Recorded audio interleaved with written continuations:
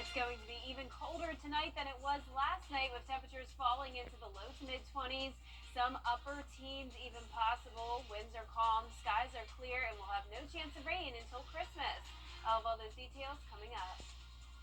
Now at 10, an Augusta house fire leaves 11 people homeless. How the Red Cross is lending a helping hand.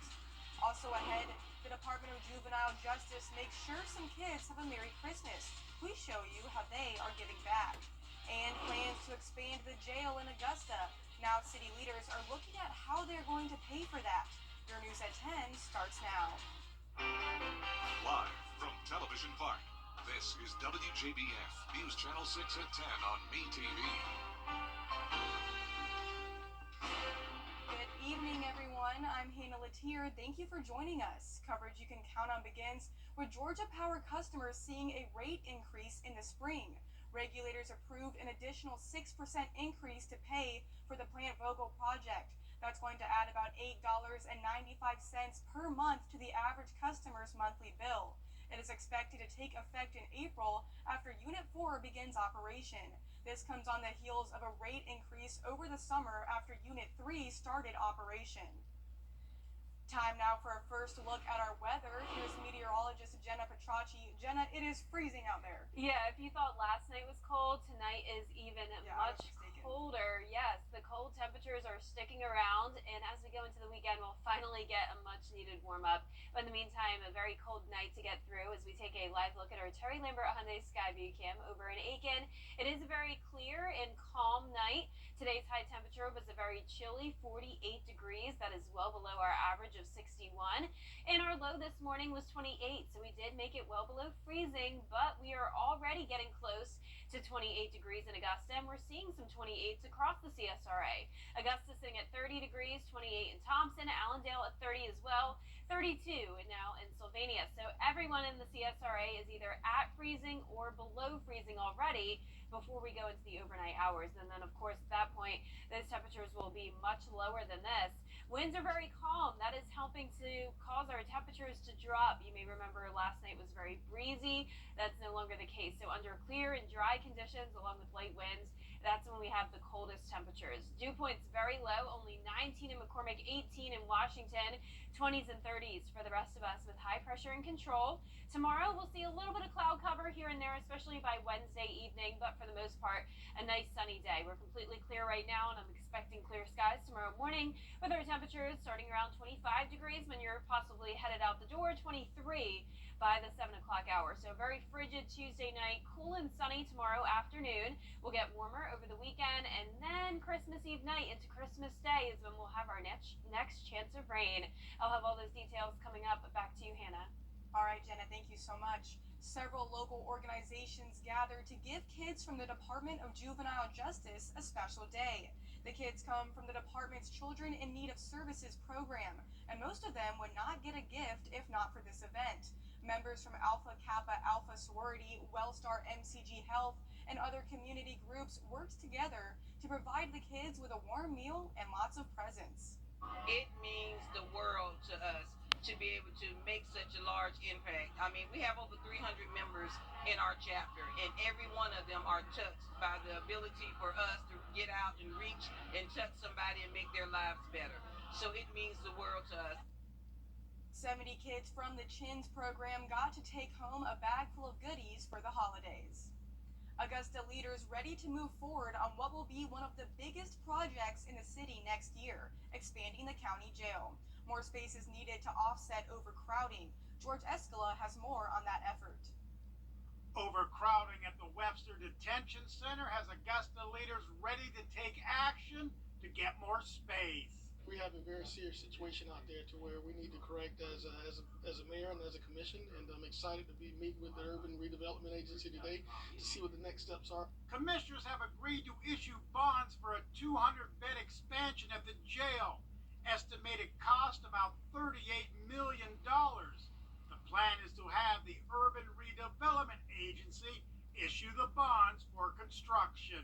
And we have a track record of being able to handle these type of projects. And we're just waiting instructions from the city on what they'd like to do, and most of all, how they want to pay it back. The plan is to use general fund dollars to pay the interest on the bonds, then wait and hope voters approve the next phase of the sales tax in 2025. It's unfortunate that we're in this holding position for 2 years for SPLOST 9, but unfortunately, I think we need to move faster at a faster pace to get this done. Commissioners are also required to act. For the agency to issue the bonds, they must declare the jail area a pocket of blight. And it's going to be a very limited area that's deemed blight. It's probably just going to be the footprint of the Charles B. Webster Detention Center. I think it's very important that the city also include a conversation with the neighbors out there on what's going on, and certainly explain to them what blight is. And this is nothing personal, but something has to be done to issue the bonds. Bonds for a new jail now firmly on the city's to-do list for 2024. In Augusta, George Escala, WJBF, News Channel 6. Coverage you can count on continues as the American Red Cross is bringing awareness to house fires after helping a local family get resources here in Augusta. Nikita Dennis live in the Satellite News Center with the details. Nikita? Yeah, that's right. Representatives with the local Red Cross say it's always during the holidays where they help families who've lost their home to a fire. There were actually 3 generations of people living in the home. So there were grandparents, the parents, and then 8 children from the ages of about 2 to about early teens. Firefighters responded to a home on Apricot Lane Monday in flames, calling on the American Red Cross to bring out volunteers to help. 11 people were in the home at the time. Thankfully, everyone made it out safe. And obviously that's completely devastating at any time, but here, just a few days before Christmas, it just exacerbates that.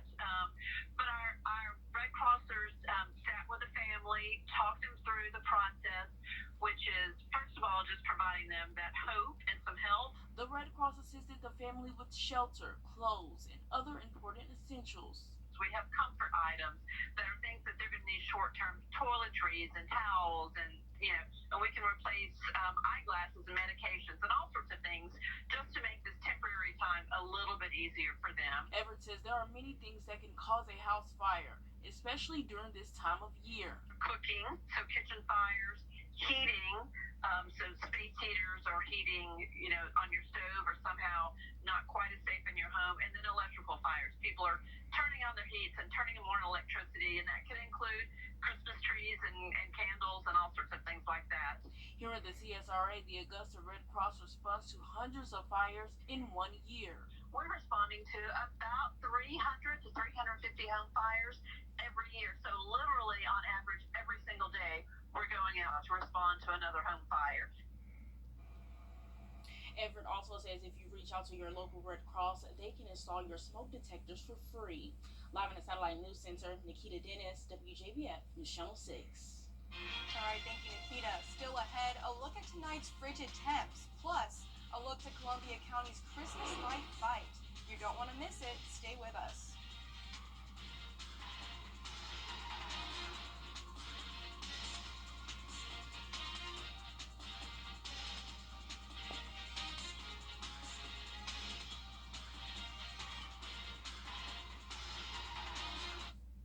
This year, limited to only the finest in men's clothing. Now, your most accurate forecast with WJBF Live Viper 6.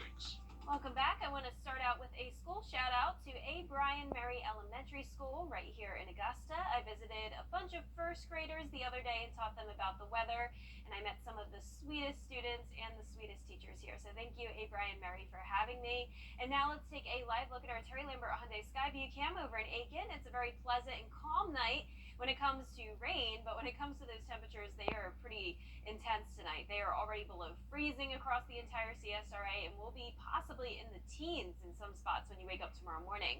30 degrees right now in Augusta, dew point of 25, winds are completely calm. Temperatures are anywhere from around 27 degrees in Aiken and Thompson, our coldest spots, to 30 in Sparta, 32 in Sylvania, so everyone is at or below freezing, and that's partially due to the calm winds. So you may remember yesterday it was a very breezy day, and that helped us keep us a little bit warmer, but now that the winds are under 3 miles per hour, those temperatures are dropping off pretty quick. High pressure is in control. That means another mostly sunny day tomorrow. Just a little bit of cloud cover coming in from the west, but absolutely no rain in sight. Our main focus is the cold, and you can see those temperatures will fall into the upper 20s overnight and then around 23 degrees at the 7 o'clock hour tomorrow, so well below freezing. But we will have a steady warm up. We'll go up to 29 on Friday, then above freezing over the weekend, and that'll be due to more clouds moving in as we get ready for a chance of rain. But no chance of rain tomorrow, just the cool afternoon, 51 degrees by 2 o'clock. And now let's jump ahead to next week. We have a lot to talk about when it comes to Christmas. So you may remember last Christmas was very, very cold, not just here in Augusta, but pretty much the entire country. We had a low temperature of 15 degrees, high of 42. You can see our hottest Christmas was 81 not too long ago, and then our coldest was 26 back in 1983. So this Christmas looks significantly warmer than it was last year. We will have a high of 60, low of 45, right around average, so that's some good news. However, we will have a chance of rain, especially on Christmas Day, a pretty high chance of it. So let's go into our feature cast now. Sunday, which is Christmas Eve at noon, it will be dry, just a mostly cloudy day.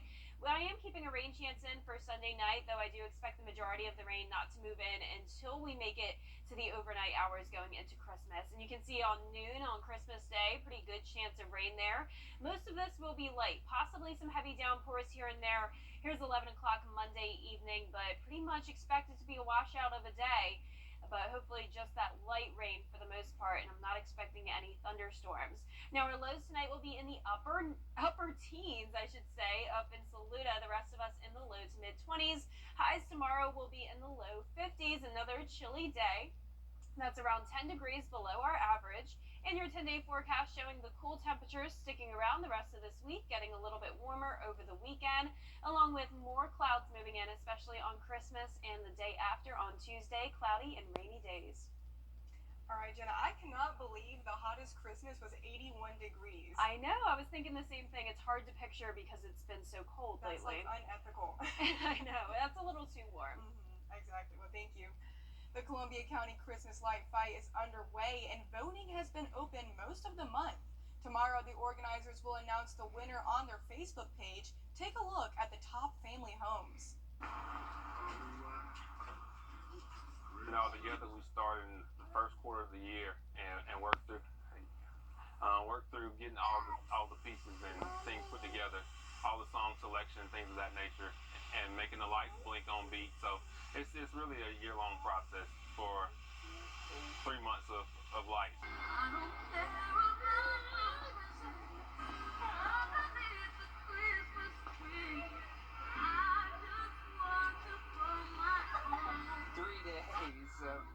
Me and him out in the yard pretty much all day for 3 days on my days off 1 week.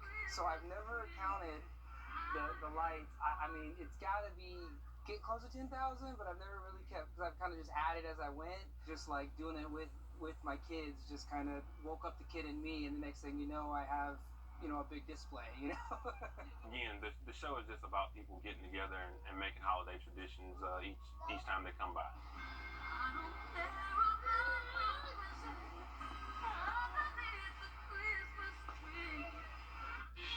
Well, those houses just look awesome, and still ahead, tensions are rising in the Middle East. A look to how it's coming up in sports. When it comes to high school sports, the Augusta area has been a hotbed for state championship caliber basketball teams. We'll look at who's contending this year up next. The death of a little 3-426-1716. You'll be glad you did.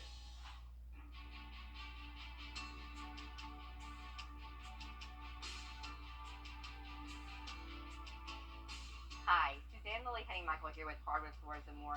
Welcome to our showroom located on Washington Road in Evans. We look forward to seeing you so you can discover for yourself everything we have to offer.